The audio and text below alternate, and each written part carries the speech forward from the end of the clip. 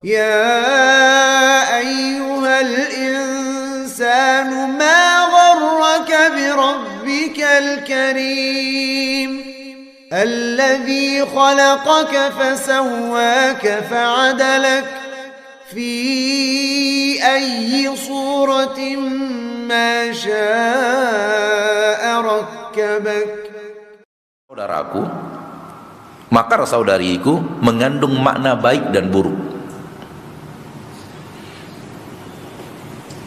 Yang dimiliki Allah adalah makna yang baiknya, makna yang buruknya Allah tidak memiliki sifat itu.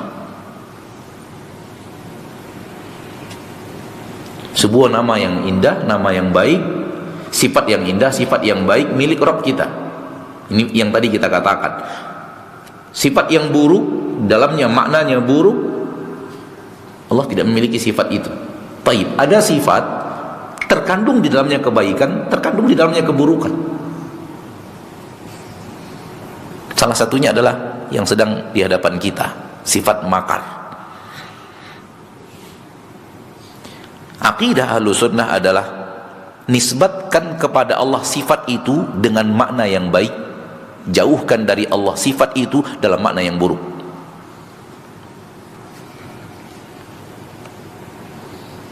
Dia kembali kepada dua poin yang di atas, namun ini bercampur.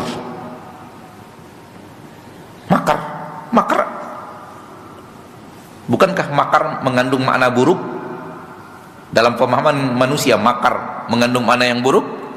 Yang sifat yang buruk yang ada pada kalimat makar itu, Allah tidak memiliki sifat itu. Namun makar juga mengandung makna yang baik, dan makna yang baik itu dimiliki Rabb kita. Oleh karena itu di dalam Al-Quran Allah mengatakan Allah membuat makar. Berarti ada makna yang baik pada makar, karena sifat Allah semuanya kebaikan, semuanya kesempurnaan, semuanya keindahan, semuanya hal yang luar biasa dalam kemuliaan, dan tidak ada hal yang buruk dalam sifat Allah. Ketika Allah menyebut Allah membuat makar, atau di dalam ayat ini afa aminu makarallah, apakah mereka merasa aman dari makar Allah, maka makna yang baik, bukan makna yang buruk.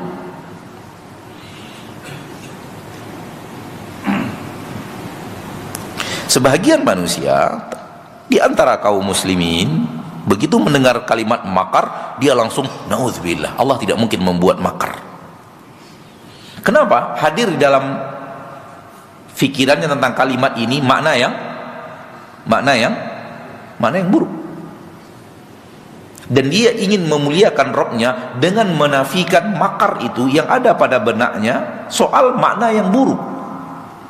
Namun dia terjebak ke dalam sebuah kesalahan. Allah menetapkan, dia tidak mau menetapkan itu sebagai sifat Allah.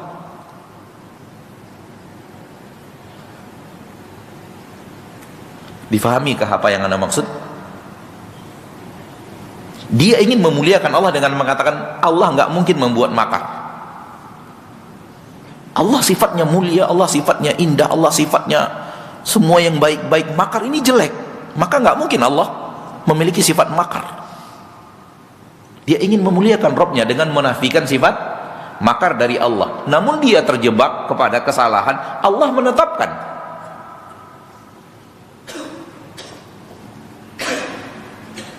Kenapa Anda menafikan dari Allah sesuatu yang Allah tetapkan itu adalah sifat Allah?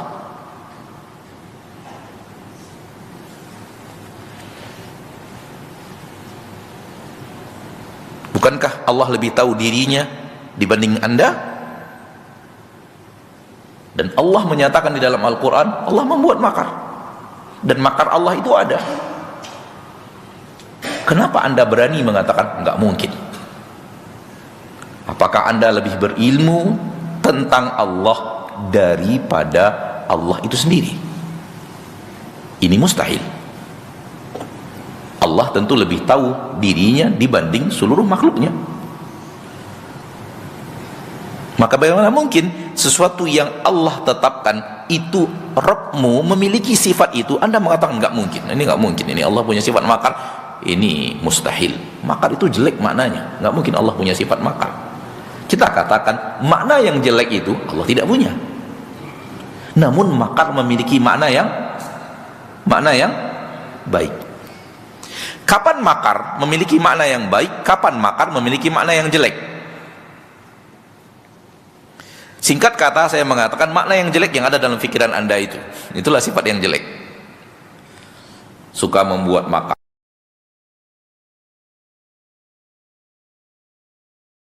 pada membalas makar dengan makar. Karena ini maknanya adalah kesempurnaan kekuasaan, kesempurnaan keperkasaan, kesempurnaan serba bisa. Membalas makar dengan makar, dan makar Allah selalu menang.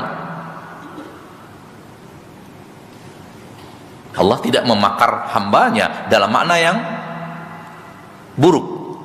Namun apabila kalian membuat makar, Allah juga akan membuat makar kepada kalian, dan makar Allah pasti kalian masuk jebakan. Kenapa? Karena Ia yang perkasa, makarnya pasti menang. Ini makna yang baik dalam makna apa? Sifat apa? Makar. Dan makna inilah yang Allah tetapkan, Allah punya sifat itu. Wa makaru wa makar Allah. Innahum yakiduna kaida wa akidu kaida. Mereka membuat tipu muslihat, aku juga membuat tipu muslihat.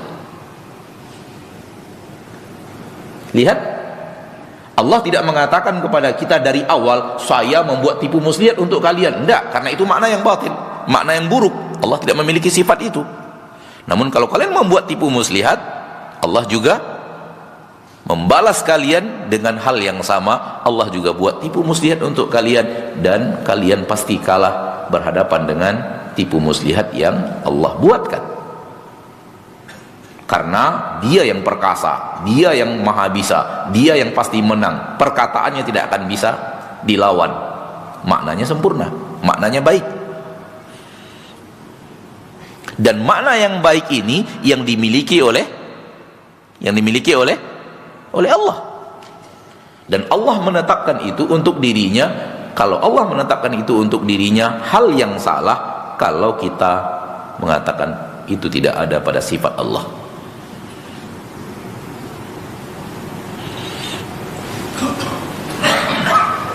Baik. Sifat Allah semuanya baik. Satu. Dua tadi apa? Kalau itu di dalamnya ada yang buruk, itu bukan sifat Allah. Baik. Yang ketiga, sifat mengandung dua makna. Makna baik dan makna baik dan makna buruk. Tetapkan bahwa Allah memiliki sifat yang ini dengan makna yang baik, nafikan sifat ini dari Allah dalam makna yang buruk. Termasuk Allah mengolok-olok. Allah tidak mengolok-olok dari awal, tapi kalau kalian mengolok-olok orang yang beriman, Allah akan olok-olok kalian. Menjadi sifat yang indah apabila dia fi babil muqabalah, apabila dia dalam bab membalas musuh dengan hal yang sama yang dia lakukan kepada Allah, kepada Nabi, kepada orang yang beriman, kepada wali-wali Allah tabaraka wa ta'ala yang Allah cintai. Oleh karena itu, di dunia mereka yang menertawakan orang yang beriman, di akhirat Allah menertawakan mereka dan menjadikan orang yang beriman akan menertawakan mereka. Itu pasti akan terjadi. Namun dalam bentuk yang jauh lebih sempurna. Orang-orang yang beriman menertawakan orang-orang yang dulu di dunia menertawakan mereka.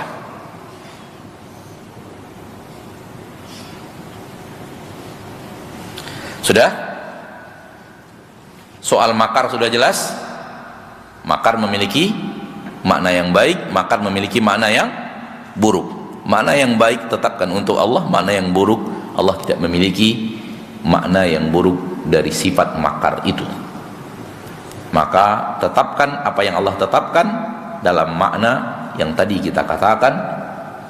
Ini aqidah Ahlus Sunnah dalam sifat makar, dalam sifat tipu muslihat al-kaid yang dimiliki oleh Allah Rabbul Izzati wal Jalalah, yaitu membalas tipu muslihat dengan tipu muslihat, membalas makar dengan makar, dan makar Allah, tipu muslihat Allah lah yang menang. Lihatlah Fir'aun, untuk melanggengkan kekuasaannya, dia membuat makar. Apa yang dia lakukan? Dia bunuh seluruh laki-laki yang lahir dari anak laki-laki yang lahir dari Bani Israel. Ternyata Allah membuat makar untuknya, anak itu dia besarkan di istananya. Apa? Hah? Anak itu dia besarkan di depan, di rumahnya, di istananya dia besarkan anak itu. Padahal dia sudah bunuh tak berapa banyak anak tak berdosa yang dibunuh oleh Fir'aun. Sampai-sampai orang-orang terdekatnya mengatakan, kalau anak laki-laki Bani Israel dibunuh semua, siapa nanti yang akan bekerja? Siapa nanti yang akan mengerjakan sawah kita, atau sawah, kebun kita, apa kita, pekerjaan yang sangat banyak ini, siapa yang akan mengerjakannya? Saking banyaknya yang sudah dibunuh oleh Fir'aun dan orang-orang yang ia perintahkan untuk membunuh tentunya. Akhirnya revisi peraturan, tahun ini bunuh, tahun besok hidupkan. Dan ketika tahun ini dibunuh, yang lahir tahun ini semua dibunuh oleh Fir'aun dan tentaranya. Tahun depan yang lahir laki-laki dibiarkan hidup, tahun berikutnya bunuh lagi. Dan Nabi Harun dilahirkan oleh Allah hidupkan, Allah lahirkan, ibunya melahirkannya saat tahun di mana tidak dibunuh. Dan Nabi Musa dilahirkan oleh ibunya di tahun yang dibunuh. Wa makara Fir'aun membuat makar dengan tentaranya, wa makaru, dan Allah membuat makar. Dia bunuh, ternyata dia sendiri yang merawat anak Bani Israel laki-laki yang dia takutkan itu. Di dalam rumahnya, di dalam istananya, di dalam kehidupan sehari-harinya. Lihatlah, yang ingin kita katakan adalah menjadi sebuah kesempurnaan, keindahan, kemuliaan tanpa cacat makar yang telah Allah lakukan kepada Fir'aun. Makar yang telah Allah lakukan kepada Fir'aun, sehingga kandungannya bukanlah makna yang buruk, namun kandungannya adalah makna yang baik, makna yang indah. Dan makna yang indah itu dimiliki oleh Allah Tabaraka wa ta'ala. Karena manusia apabila orang lain membuat makar, dia tidak sanggup membalasnya, itu justru kelemahan.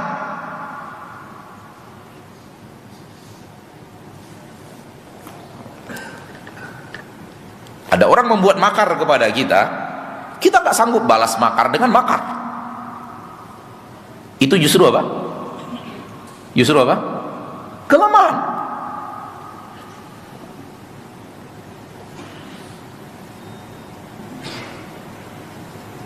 Dan Allah Tabaraka wa ta'ala maha kuat. Kalau kalian membuat makar, aku juga membuat makar. Dan makar kalian pasti kalah. Di sini nampak bahwa sifat makar yang dimiliki oleh Allah sifat yang sempurna, dalam makna yang indah, dalam makna yang baik, bukan dalam makna yang buruk. Baik. Namun bahasan kita bukan masalah makarnya itu, cuman ana ingin menyampaikan itu supaya kita tahu bahwa sifat Rabb kita semuanya indah, semuanya bagus, semuanya baik, semuanya tidak ada yang salah, tidak ada yang cacat, tidak ada yang kurang, tidak ada yang buruk dalam sifat Allah. Seluruh sifat yang buruk pasti Allah nafikan. Allah mengatakan, wa ma kana rabbuka nasiya, Rabbmu tidak pernah lupa, karena dalam lupa dalam lupa itu maknanya buruk. Dalam lupa maknanya apa? Buruk. Maka Allah tidak lupa, karena lupa itu maknanya buruk. Allah jauh dari seluruh keburukan. Lupa itu maknanya lemah. Allah jauh daripada seluruh kelemahan. Namun ada satu sifat dari apa yang Allah nyatakan dimiliki Allah, mengandung makna baik, mengandung makna buruk. Contohnya makar, contohnya tipu muslihat, contohnya mengolok-olok orang-orang yang mengolok-olok orang yang beriman. Ada di dalam Al-Quran atau tidak? Innama nahnu mustahzi'un, Allahu yastahzi'u bihim. Kami hanya mengolok-olok Muhammad dan kawan-kawannya. Allah akan mengolok-olok mereka. Nah,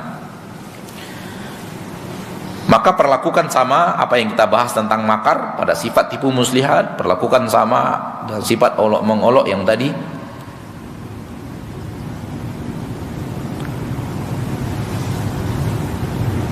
Kembali kita kepada kitab. Sifat merasa aman dari makar Allah tabaraka wa ta'ala.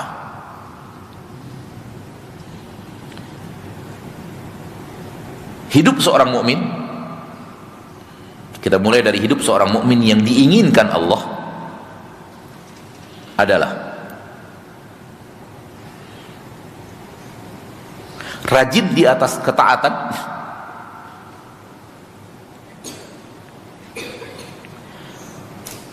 takut akan dosa, dan sangat harap akan pahala.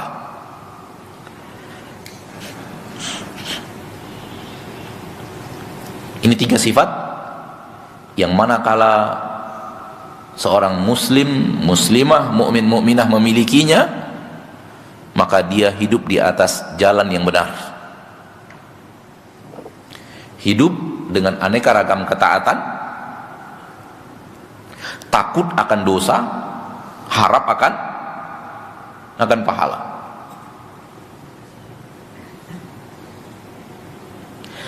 Merasa aman dari makar Allah, salahnya ada di mana? Salahnya dia tidak hidup di atas ketaatan. Hidupnya di atas apa? Maksiat. Dan dia tidak takut akan dosanya, justru mengharapkan pahala. Dua poin dia salah dalam menjalankannya, di poin yang ujung benar. Dia sangat harap rahmat Allah, sangat harap rahmat Allah. Harapnya dia terhadap rahmat Allah, harapnya dia terhadap ampunan Allah, harapnya dia terhadap surga Allah, itu sudah benar. Namun 2 sebelumnya dia salah. Salah di poin yang pertama, hidupnya di atas maksiat.